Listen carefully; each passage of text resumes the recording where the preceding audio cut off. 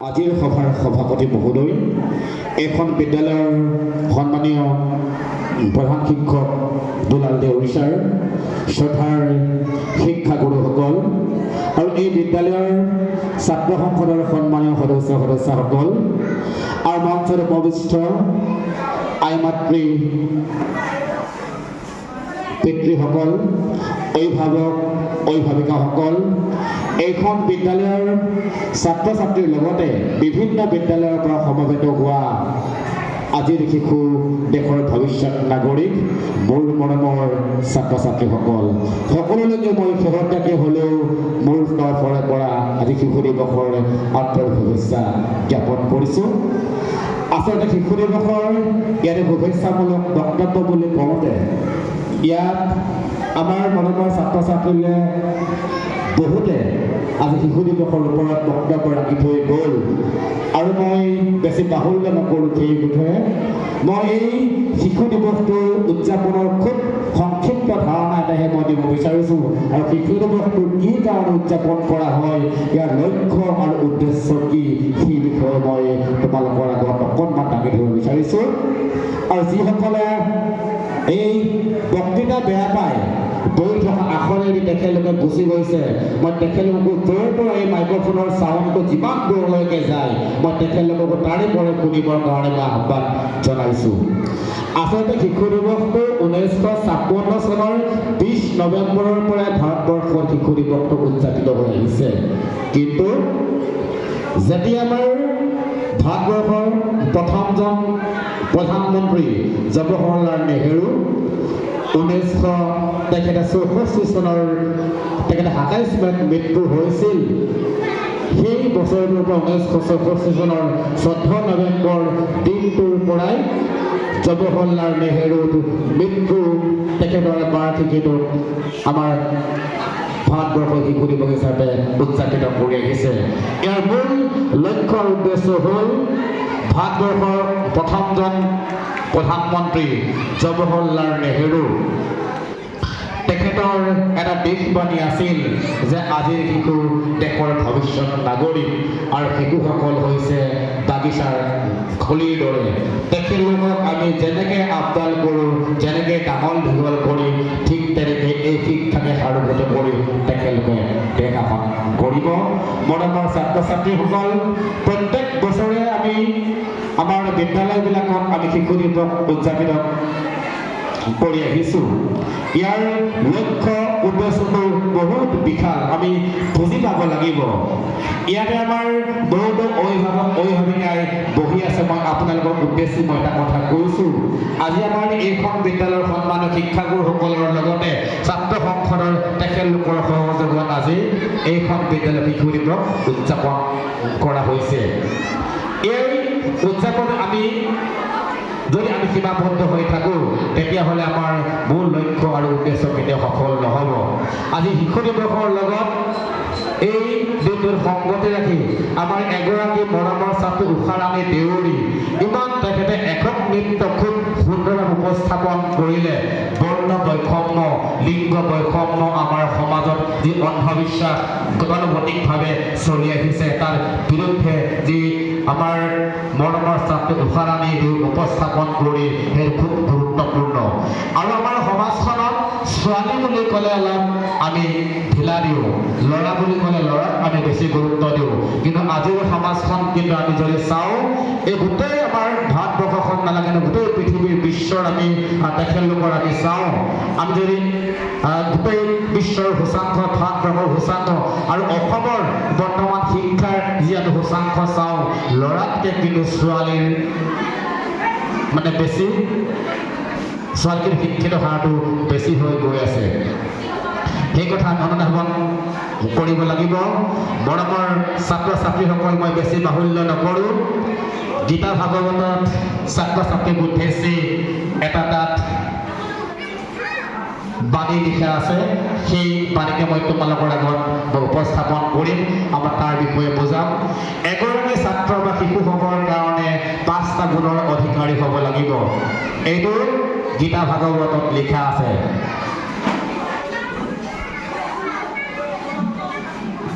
কাক চেষ্টা বক ধ্যান শ্ৰাণ নিদ্ৰা অল্প হাৰি গৃহ ত্যাগী আকৌ চেষ্টা মানে কি বাৰু বুজা নাই কি বাৰু কাক মানে কি ইয়েছ কাক মানে কাউৰী কাউৰীৰ আমি গল্পটো প্ৰথম শ্ৰেণীতে আমি পাই আহিছোঁ কাউৰীয়ে যেতিয়া পানী খাবলৈ পানী পিয়াহত সি মানে ইফালৰ পৰা ইফাললৈ ঘূৰি ফুৰিছিল দূৰৰ টেকেলি এটা দেখা পালে আৰু টেকেলি যেতিয়া পানী তলত দেখা পালে পানীটো খাবৰ কাৰণে কি চেষ্টা কৰি শিলগুটি ভৰাই পানী ইয়া কাউৰীটো হেঁপাহ পলুৱাই খালে আৰু তাৰপিছত কৈছে 2 নম্বৰ কাক চেষ্টা 2 নম্বৰ বক ধ্যান বগলীৰ নিচিনা ধ্যান বগলী চাবা এগালমান এজাক মাছ পানীত উঠি বাঢ়ি গ'লেও বগলী এটা মাছকে লক্ষ্য কৰি থাকে তাৰ ভৰিৰ তলৰ পৰা গাৰ পৰা বেলেগ মাছ গুচি গ'লেও তাক নধৰে যিটো মাছক লক্ষ্য কৰি থাকে সেই মাছটোকে থাপ মাৰি ধৰে আৰু বগলীয়ে ভক্ষণ কৰে বগলীয়ে খায় কাক চেষ্টা বক ধ্যান শ্ৰাণ নিদ্ৰা আমি হোৱা পাতিৰ ওপৰত বেছি গুৰুত্ব দিব লাগিব আমি সময়ত শুব লাগিব আৰু সময়ত উঠিব লাগিব আমাৰ গাৰ পৰা এলাহ ভাৱটো আমি আঁতৰাব লাগিব ঠাণ্ডা ছিজন গৰম ছিজন বুলি আমি কিন্তু হোৱা বস্তুটো আমি যদি সেই বস্তুটো আমি বেছিকৈ যদি শুওঁ নিয়মমতে নুশুওঁ বা দেৰিকৈ যদি শুই থাকে সেইটো শিক্ষাৰ্থীৰ গুণ নহয় আৰু অল্প হাৰি খোৱা বস্তু কিমান খাব লাগে খাবলৈ পালে বুলিয়ে বেছি খাব নালাগে আৰু ছাত্ৰ অৱস্থাত কি বস্তু কিমান খাব লাগে তাৰ এটা জ্ঞান থাকিব লাগে আৰু গৃহ ত্যাগী আটাইতকৈ শেষৰটো মষ্ট ইম্পৰ্টেণ্ট টপিক গৃহ ত্যাগী আজিকালি মাক দেউতাকে নিজৰ ল'ৰা ছোৱালীক খুব আপডালেৰে ডাঙৰ দীঘল কৰে যেনে স্কুলৰ দেওনা পাৰ হয় মহাবিদ্যালয় বা বিশ্ববিদ্যালয়ত যেতিয়া নাম লগাই মাক দেউতাকক এৰি দূৰত থাকিব নোৱাৰে ছাত্ৰই দৰকাৰ হ'লে প্ৰয়োজন হ'লে নিজৰ জীৱন গঢ়িবৰ কাৰণে মাক দেউতাকক এৰি থৈ গুৱাহাটীত থাকিব লাগিব মাক দেউতাকক এৰি থৈ বেংগলৰ চেন্নাইত থাকিব লাগিব মাক দেউতাকক এৰি গোটেই বিশ্বখন ঘূৰি ফুৰিব লাগিব গতিকে এই গৃহ ত্যাগীৰ সেই গুণটো থাকিব লাগে 5টা গুণৰ অধিকাৰী হ'লেহে এজন ছাত্ৰ বা শিশু সম্পূৰ্ণ গুণৰ অধিকাৰী হ'ব পাৰে মৰমৰ ছাত্ৰ ছাত্ৰীসকল বেছি মই বাহুল্য নকৰোঁ তোমালোকৰ আৰু নাচিবলগীয়া গীত গাবলগীয়া দীঘল লিষ্ট এখন আছে মই নিজেই চাই আহিছোঁ মই এই হেঁপাহতে মই আমাৰ উপস্থিত থকা বিশেষকৈ আমাৰ অভিভাৱকসকলক মই উদ্দেশ্যি কৈছোঁ চিতলীয়াৰ পৰা দিহিংমুখলৈকে 6 বছৰৰ পৰা 18 বছৰ বয়সৰ ল'ৰা ছোৱালীয়ে কোনোবাই স্কুল আধাতে এৰিছে নেকি আপোনালোকৰ ঘৰৰ ওচৰত কোনোবা ল'ৰা ছোৱালী বাগানৰ ল'ৰা ছোৱালী বা বেলেগ ল'ৰা মাক দেউতাক নথকা ল'ৰা ছোৱালী ঘৰৰ বন কৰা ল'ৰা হিচাপে ৰাখিছে নেকি যদি ৰাখিছে মোক খবৰ দিব কাৰোবাৰ ল'ৰা ছোৱালীৰ মাক দেউতাক ঢুকালে টকা পইচাৰ অভাৱত স্কুল এৰিছে নেকি তাৰো খবৰ মোক দিব অসম চৰকাৰৰ শিক্ষা বিভাগে তাৰ কাৰণে বিশেষ এটা আঁচনি দিছে এইটো কয় মানে আউট অফ স্কুল চিলড্ৰেন বিদ্যালয় বহিৰ্ভূত শিশু ৰাষ্ট্ৰীয় শিক্ষা নীতিয়ে হওক আমাৰ শিক্ষাৰ অধিকাৰ আইনে হওক এটি শিশুৱে জন্মসূত্ৰে শিক্ষাৰ অধিকাৰ পাব লাগিব 6 বছৰৰ পৰা 18 বছৰ বয়সৰ আমাৰ 2009 শিক্ষাৰ অধিকাৰ আইনে 6 বছৰৰ পৰা 14 বছৰ বয়সলৈকে ল'ৰা ছোৱালী অৰ্থাৎ 6 বছৰৰ পৰা 14 বছৰ বয়সৰ শিশু বাধ্যতামূলকভাৱে শিক্ষাৰ অধিকাৰ তেখেতলোকে দিছিল ৰাষ্ট্ৰীয় শিক্ষা নীতি 2020 কিন্তু দিছে কৈছে যে 6 বছৰৰ পৰা 18 বছৰ বয়সৰ ল'ৰা ছোৱালীয়ে শিক্ষাৰ গ্ৰহণৰ কাৰণে সুবিধা পাবই লাগিব শিক্ষাৰ পৰা বঞ্চিত কৰিব নোৱাৰে আমি আজি সকলোৱে ইমান আনন্দপূৰ্ণভাৱে ৰং বিৰঙৰ নৃত্য গীতৰে আমি ইয়াত উদযাপন কৰিছোঁ শিশু দিৱসটো কিন্তু মোৰ ঘৰত যদি বেলেগৰ আৰ্থিকভাৱে দুৰ্ভগীয়া ঘৰৰ ল'ৰা এটাক ছোৱালীজনীক মই যদি গৰু পাল কৰোঁ ল'ৰা ৰখীয়া গৰু বধ কৰা ছোৱালী হিচাপে ৰাখোঁ আমাৰ ইয়াত উপস্থিত থকাৰ অধিকাৰ নাই মোৰ যদি ঘৰৰ ওচৰৰ ল'ৰাই যদি স্কুল আধাতে এৰিছে সেই ল'ৰাটোক যদি বিদ্যালয়মুখী কৰি কৰিবৰ কাৰণে আমি ব্যৱস্থা ল'লোঁ। আজি ইয়াত আমি সকলোৱে সমবেত হৈ দিনজোৰা হিচাপে আমি সময় ক্ষতি কৰি বহি থকাৰ আমাৰ অধিকাৰ নাই। আৰু বিশেষকৈ মই আপোনালোকক অনুৰোধ জনাইছোঁ যে মই ঠিক তেনেকৈ 2-এখন গাঁৱত নিজে সোমাইছোঁ ফিজিকেলি, নিজে মই সৰু গৈ চাইছোঁ যে বাগানৰ অঞ্চলৰ ল'ৰা ছোৱালীক ঘৰত গৌৰৱীয়া হিচাপে বধ কৰা ল'ৰা হিচাপে ৰাখি থৈছে। গাৰ্জেনক মই জৰুৰী নাম লগাই দিছোঁ আৰু তেখেতলোকে বিদ্যালয়ত নাম লগাব। যিটো ঘৰ আছে সেই ঘৰৰ মানুহে একো খৰচ বহন কৰিব নালাগে। আমি আমাৰ ফালৰ পৰা, বিভাগৰ ফালৰ পৰা স্কুল বেগৰ পৰা আদি কৰি ইউনিফৰ্মৰ পৰা আদি কৰি বহি কিতাপ পত্ৰ সকলো যোগান ধৰা হ'ব। লগতে যিসকল ল'ৰা ছোৱালী কিবা আৰ্থিক অনাটনত মাক দেউতাকৰ কাৰণে হওক বা কিবা এটা দুখৰ কাৰণে স্কুল আধাতে এৰিলে, তাৰ লগৰ ল'ৰা ছোৱালীয়ে তাতকৈ 2টা বেচ বা 3টা বেচ বেছি ডাঙৰ হৈ গ'ল, সি এতিয়া নতুনকৈ সৰু ল'ৰাৰ লগত স্কুলত যাবৰ কাৰণে লাজ কৰে। তেনেকুৱা যদি ল'ৰা আছে আপোনালোকে মোৰ লগত যোগাযোগ কৰক, মোক আপোনালোকে খবৰ দিব, মই নিজে যাম। সেই ল'ৰাটো কোনটো বেষ্টৰ পৰা এৰিলে, কোনটো বেষ্টত তাক নাম লগাই দিব লাগে, তাক 2 মাহৰ 6 মাহৰ ভিতৰত আমি তাক খুব ডেভেলপ কৰি শিক্ষা বিশেষভাৱে এজন শিক্ষকক নিয়োগ কৰি, ঘৰুৱা শিক্ষকেই হওক বা বিদ্যালয়ৰ শিক্ষকেই হওক নিয়োগ কৰি পেলাই তাক শিক্ষাটো তাৰ বয়সৰ একে ল'ৰাৰ লগত আমি শিক্ষা দি আমি বিদ্যালয়ত আমি ব্যৱস্থাটো কৰিম। আজি আমি ইয়াতে 2-এষাৰ বক্তব্য ৰাখি আছোঁ ছাত্ৰ ছাত্ৰীসকলৰ লগত। ইয়াৰ ভিতৰত হয়তো কাইলৈ মোৰ নিচে ইয়াতে থিয় হৈ পেলাই বক্তৃতা দিব 2গৰাকী আমাৰ ব্যক্তি মঞ্চৰ হস্তত বৃদ্ধি হৈ ৰাখিছে। তেখেতলোকৰ এটা সময়ত তোমালোকৰ নিচিনাই, ময়ো তোমালোকৰ নিচিনাই ছাত্ৰ আছিলোঁ। তোমালোকৰ নিচিনাই স্কুলৰ দেউলা পাৰ কৰি, মহাবিদ্যালয়ৰ দেউলা পাৰ কৰি বৰ্তমান এইটো অৱস্থা।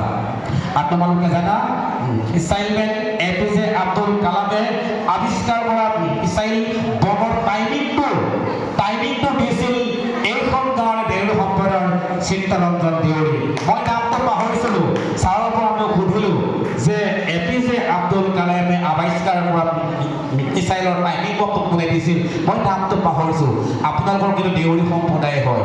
ইয়াত বহি থকা কোনোবাই ওলাব, কোনোবাই ডক্টৰ হ'ব, কোনোবাই ইঞ্জিনিয়াৰিং হ'ব, কোনোবাই ভাল চাইণ্টিষ্ট হ'ব, কোনোবাই ভাল শিক্ষক হ'ব। মই কিন্তু কেতিয়াও ল'ৰা ছোৱালীক কেতিয়াও নকওঁ ডাঙৰ মানুহ হ'বলৈ। ডাঙৰ মানুহ মই বেয়া পাওঁ, ভাল মানুহ হোৱা, সুনাগৰিক হোৱা।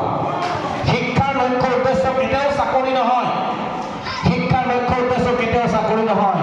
বাস্তৱত শিক্ষাৰ লক্ষ্য আৰু উদ্দেশ্য হৈছে, শিক্ষাৰ প্ৰথম লক্ষ্য উদ্দেশ্য হৈছে আচৰণৰ পৰিৱৰ্তন কৰা। আজি কিন্তু আমাৰ সমাজ ব্যৱস্থাত দেখিছোঁ LP স্কুলত ল'ৰা ছোৱালীয়ে মাক দেউতাকৰ বাধ্যবাধকতামূলক ছাৰ বাইদেউহঁতৰ খুব কথা শুনে। লাহে লাহে যেতিয়া LP স্কুল আৰু হাই স্কুলত 9-10ত পায়, মাক দেউতাকৰ পৰা অবাধ্য হৈ গুচি যায়। মাক দেউতাকৰ কথা নুশুনে।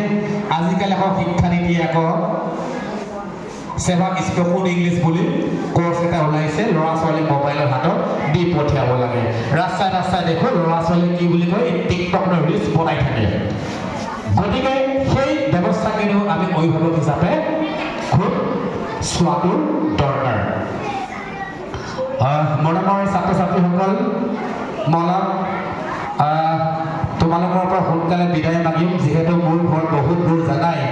মোৰ তাত বনৰীয়া হাতীও কেতিয়াবা লৈ থাকে লগ ধৰিবৰ কাৰণে, মোক চেলাম দিবৰ কাৰণে থাকে।